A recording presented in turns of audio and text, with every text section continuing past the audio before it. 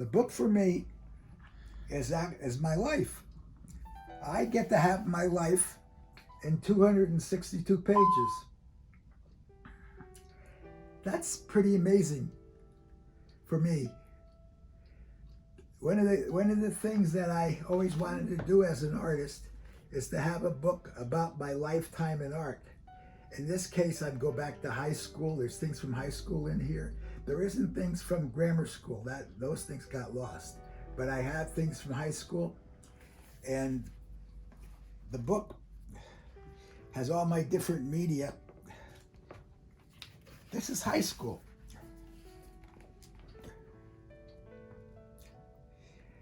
That's a pastel.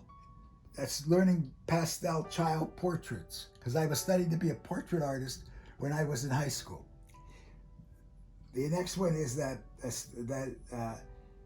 family of man photo, and I'm studying the hand. That hand study was very important to me, but I had to do the hand many times to get it. But it's got to be done so it feels like I just got it one shot. I didn't get it at one shot. It was many shots to get that. And the important thing is that I studied Bridgman and Loomis and Nicolaides and all of those books, and to learn the planes from Bridgman. But I also study art because I love art history, and I taught art history. I studied Michelangelo, Da Vinci, Rembrandt, Van Gogh, many of my favorites, and so it's there. That's what's part of that in this period here in high school.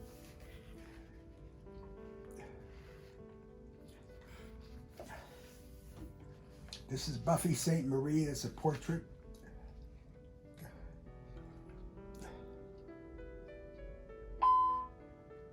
And this is from the 1970s, late 70s.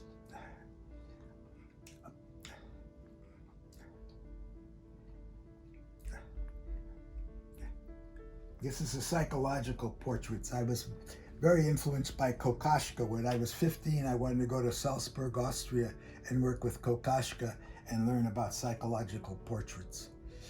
Kokoschka is the same time as Freud, and it was part of that whole scene in Vienna, in that whole Austrian expressionism.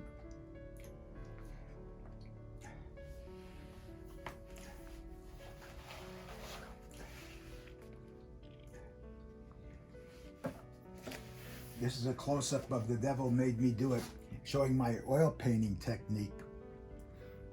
Oil painting for me is fat and rich, and that's a very important part of my materials, is that I use the materials to what they work best. In other words, watercolor wet, acrylic is very mixed combination of things, flat, thin, thick. But oils, I want to be fat and rich.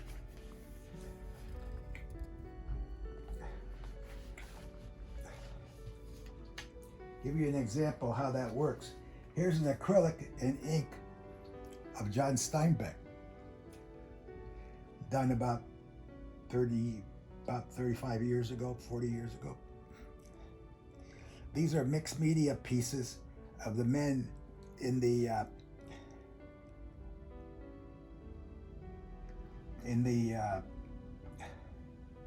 subway, under the subway in Times Square in New York. They were inside the subway system, that the only system in the Manhattan that runs crosstown. And these men sleep there. And I wanted to capture them, so I went at 5 in the morning.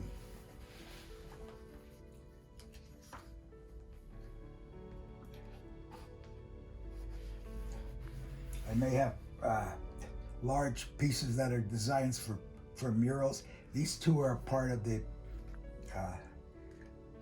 a triptych that's part of the from El Salvador,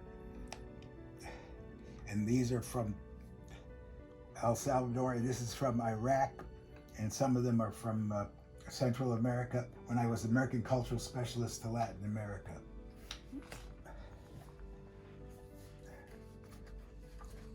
This one of Christ is in the collection of the Hermitage down in past Big Sur in Lucia.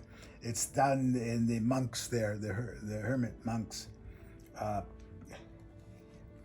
and that's what that's a very large oil piece. Color is very important to me, and what color, and that's with oils. That's just a close up of it. My big influences in color, because I would be the French scientist Chevreul, The Principles of Harmony, Contrast of Colors, done in 1837. Without his color theories, it wouldn't be Impressionism.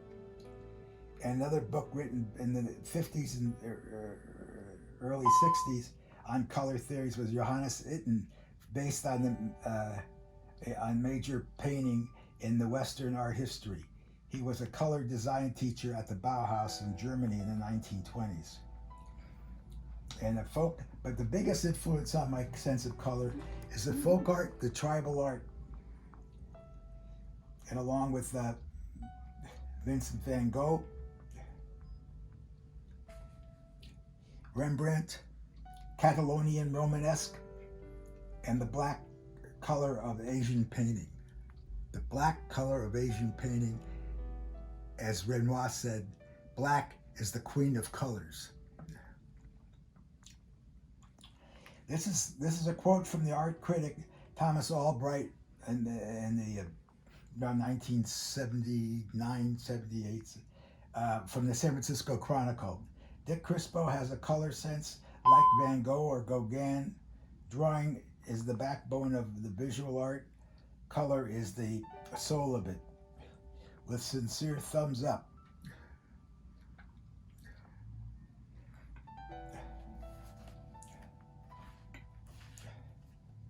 This is a section on how I work. And that's very important to me, that I explain best I can how I work. For me, the process of painting or drawing is continuous flow of color, line, and medium. It's flowing out of my arm. I make drawings that may have nothing to do with the end result, or it may have most of the elements. I may let the work stay halfway done or work in stages, use it until it's, for me, is done. I always listen to my artwork. It will tell me when it's done. It's time to stop. I have to learn how to listen to it and stop. Composition may change many times, but what I want to do does not. I work in a series that could go on for 10 or 20 more paintings. That tells the story or the feeling. I can't just put it in one piece. My drawings, I constantly working all the time with graphite and liquid graphite. And I'm always looking at different ways of using the face in this series and the heads.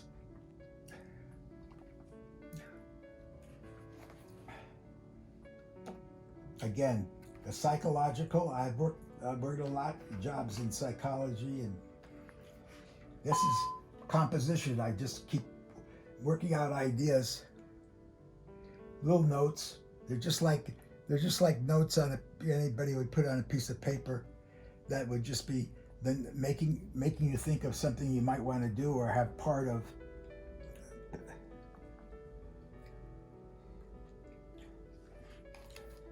So I would have hundreds of these, but most of them I would never even look at, but I would exercise my head. This is my scratch board technique, where I make many lines to make up a gray. You're scratching into a board with India ink, coated in India ink, so it scratches back to the white of the board.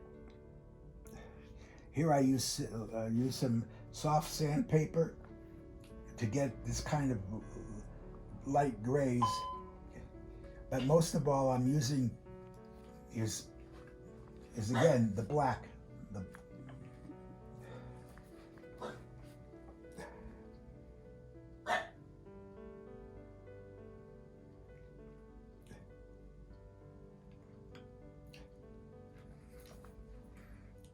Again, black is the most important color to me.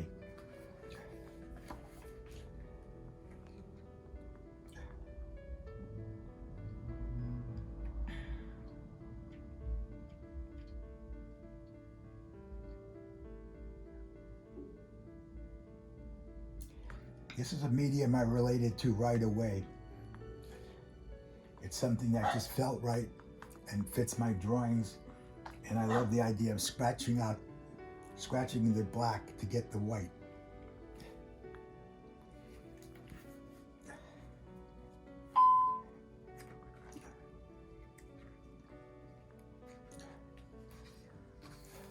In pastel, I work loose. In pastel, I make a lot of notes, color notes, but also they could be a work unto themselves, but not an end in itself. I also put pastel and monotype together. I mix the two on this fish that's over here.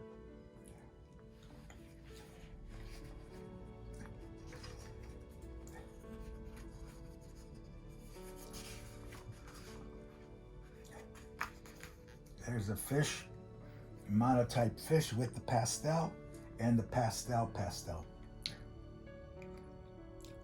This is the side of the chalk and done quickly, making notes with it. At the same time, it may end up being its own thing. The fish and then the pastel. Again, the fish is the monotype with the pastel. Monotype means one print meaning mono, and it gives me that texture that I like, that bubbly texture. But underneath is also the pastel, so that the pastel is not on top. That's important, the pastel is not on top in these. Degas used to put the pastel over his monotypes.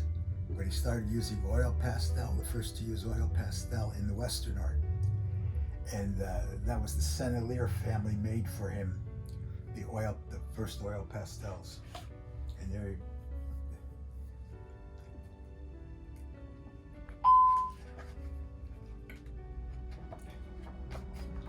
watercolor. Watercolor is a medium that I travel with, that I probably use more than any other medium because it's so easy to carry around. Working in layers.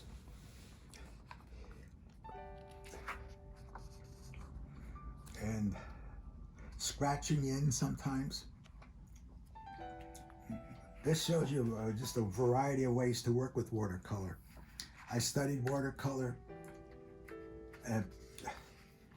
first when I was taking sumi painting classes in high school, correspondence course from the Japanese artist in Horseshoe, North Carolina.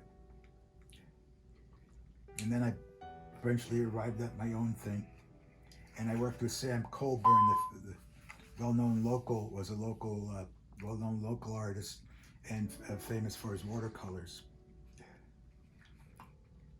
Watercolors are wet for me.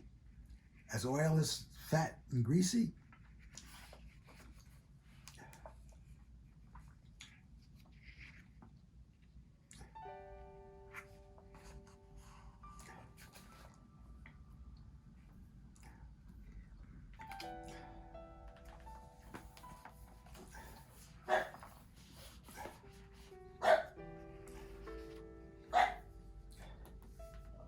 opaque watercolor, gouache.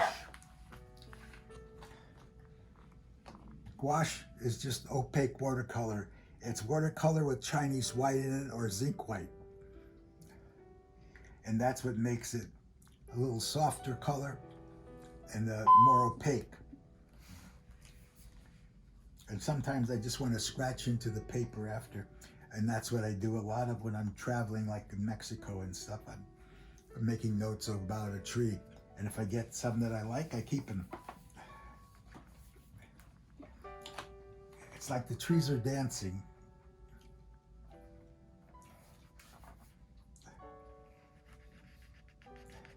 Sometimes I want to take colors to their farthest closeness and keep going over and over. This has about 6 layers of reds to get that face just barely there. This is a wet into wet. The paper's very wet, and that makes it bleed. So I want it to bleed. I want a different feeling. This is to get a different feeling than this one, and a different feeling in that one. I don't want the same thing all the time. For me, we come to the COVID. I was not going to my big studio. I was working here in the house, and I had the COVID watercolors, the 4x8, 6x8, 4x6 watercolor paper and watercolors. So these are all watercolors, and very important to me is the kind of different ways of using the watercolor to talk about the different moods of people, the different kinds of people, and the different ethnic groups.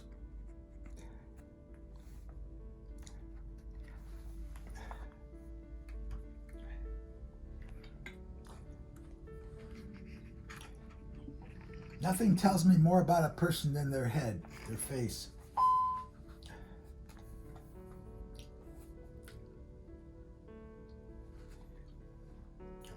What's going on? What are they about?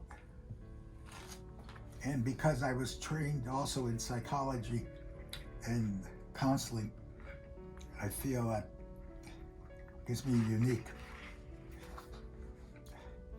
And different textures. Some of these have 6 or 7 or 10 layers of color to get, and different textures to put on.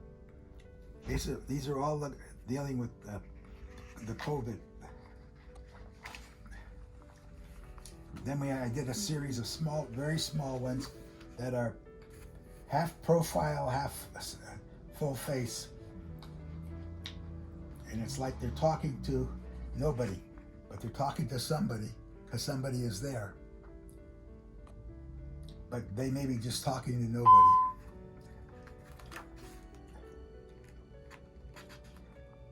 This is again, I'm also playing with the colors and the mood. The mood is very important in these.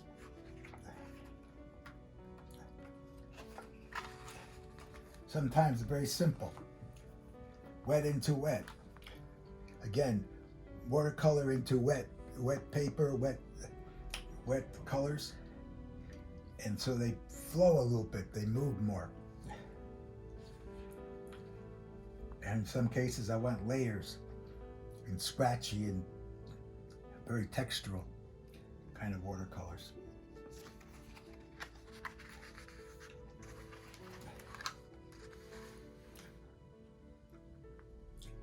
Setting a mood is very important to me in the painting, in watercolor.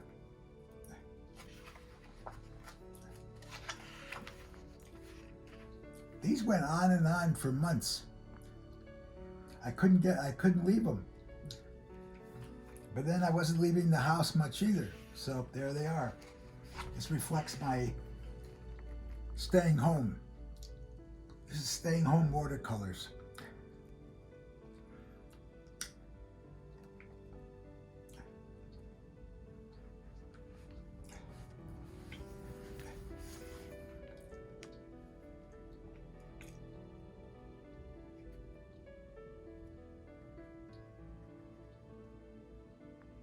Okay, this is plein air oil painting, and plein air we used to call outdoor painting.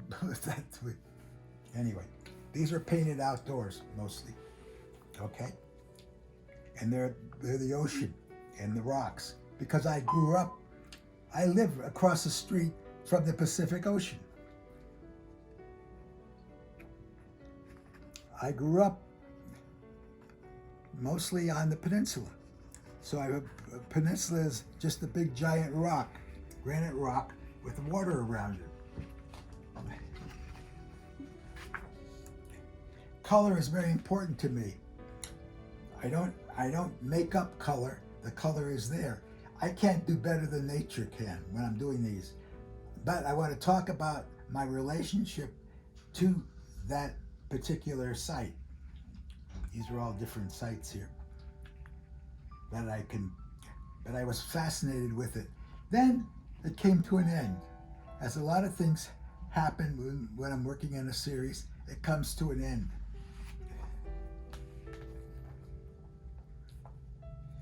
Texture, oil, fat, texture, movement. Movement is very important. The ocean doesn't stand still. The ocean is not static. The ocean is always moving. Consequently, the painting must be always moving. This is down at by Garapata on the way to Big Sur. It's all one big painting. And it's very large. Jade Cove in Point Lobos. Point Lobos, that's that strange rock that people think Point Lobos just happened, like it didn't happen. Thousands of years of layers and layers of different kinds of rocks. And this is a whole different rocks formations than over here in Jade Cove, which is about a quarter of a mile from each other. But the rocks are different. You have to be aware of those differences in nature.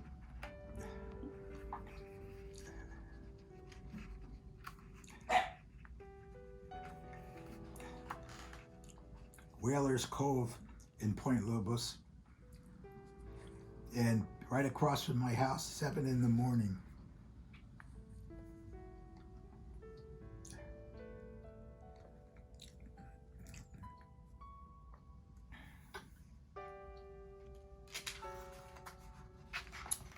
The Odello's artichoke fields, which are not there anymore because it's a state park, but they're just south of Carmel, and they plant the mustard to because it was the enemy of the bugs that ate the artichoke. But it made a beautiful combination in having that mustard.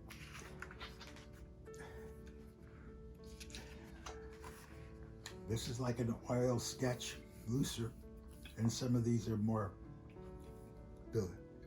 defined. But I may have done about 8 of these till I got a painting that I liked, because it's no different than sketching, only you're sketching with oil paint. This is a very important piece to me. It's very large, and it tells the story that one of my heroes, Robinson Jeffers, the famous poet that lived here and built Tor House on the edge of the rocks. And I'm going to read this from Jeffers.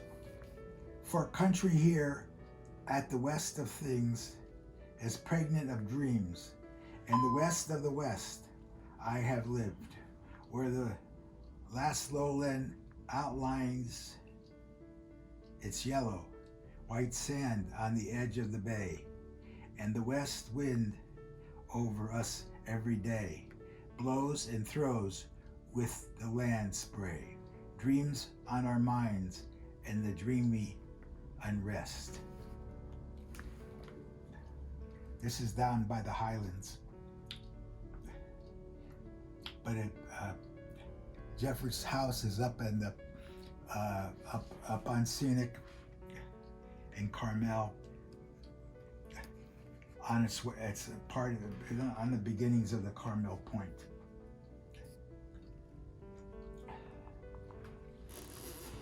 I like acrylics to be very bright bold.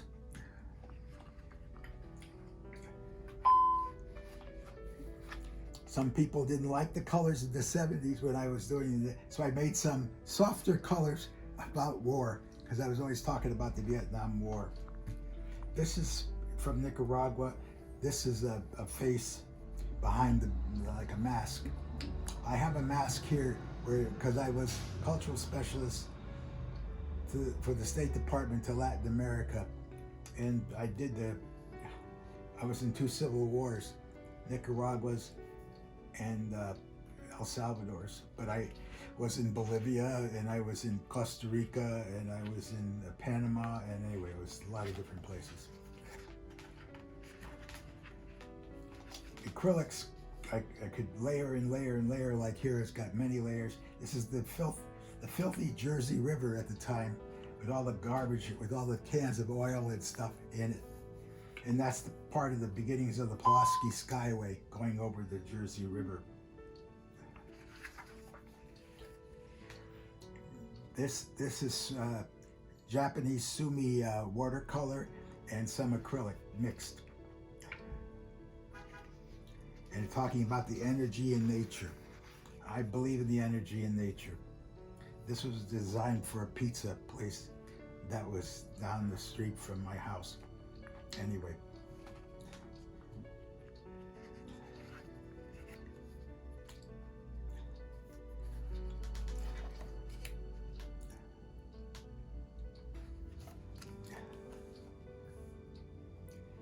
This whole series is at night.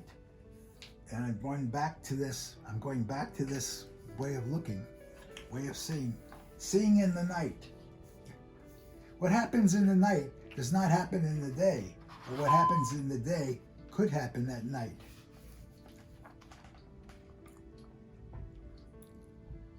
That's a very large piece that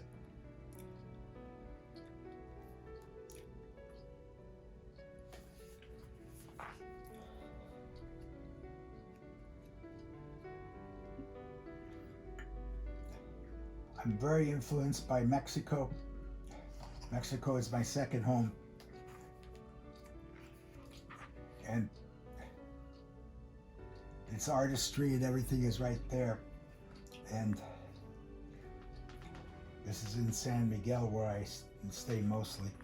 I go to Oaxaca, I go to Pátzcuaro, I go all over, but these are mostly photos that I've taken. The Estrellas, the girls making their communion, and the little boys that walk in here, they are about here, where they have a little opening where they can see where they're walking. These are giant paper mache figures. This is 3 acres of broken glass that this man sells outside of San Miguel.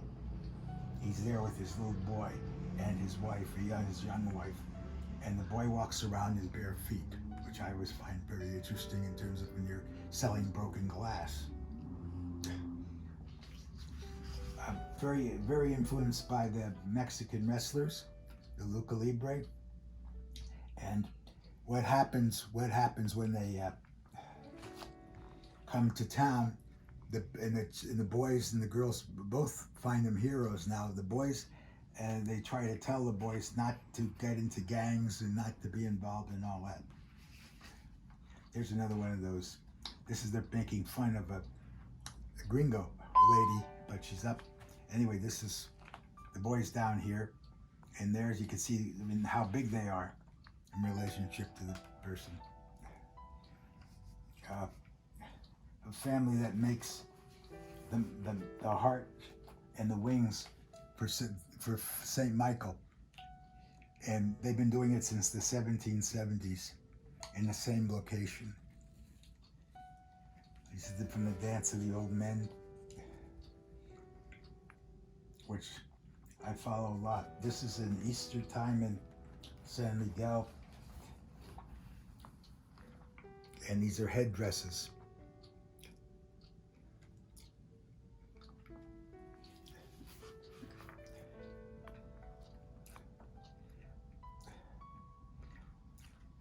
The section about my awards and things that are part of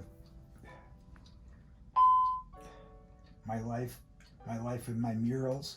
My murals, the half a mile long mural in Soledad Prison. I worked in the Department of Corrections. I worked at Soledad, Folsom, and the psych ward at Vacaville. There's a film that was done on me in 1977 for PBS.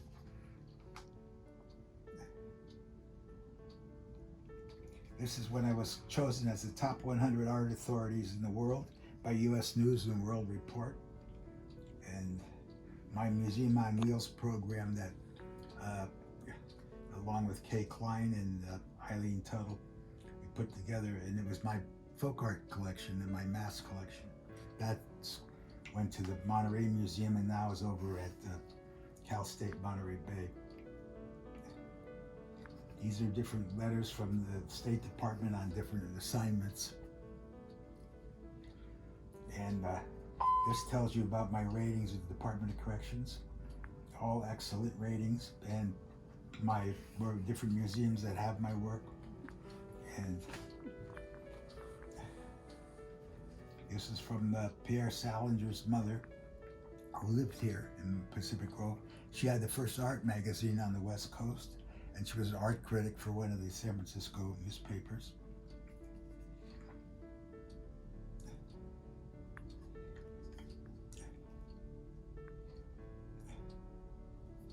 Murals that I did in the 70s in Seaside. And mural panels that were working here, part of the studio tour, how we make portable murals. That's what I was showing there. The Museum on Wheels. And this is Kay Klein, one of my great friends, and we were together for a long time. Anyway.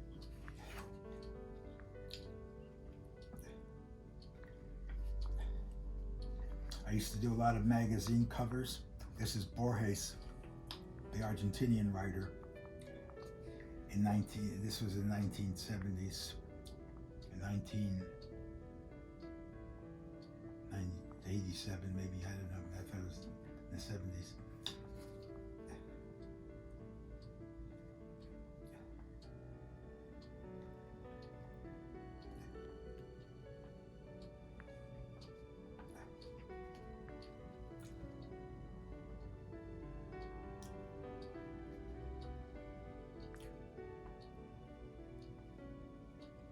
This is a message to future artists, and I talk about my apprentice Lei Abagusa is studying to be a curator and an artist, getting 2 degrees. She has the talent and works extremely hard. It is done not mean that you are another job must be in the arts. I have always taught mostly adult school, college level, and private classes.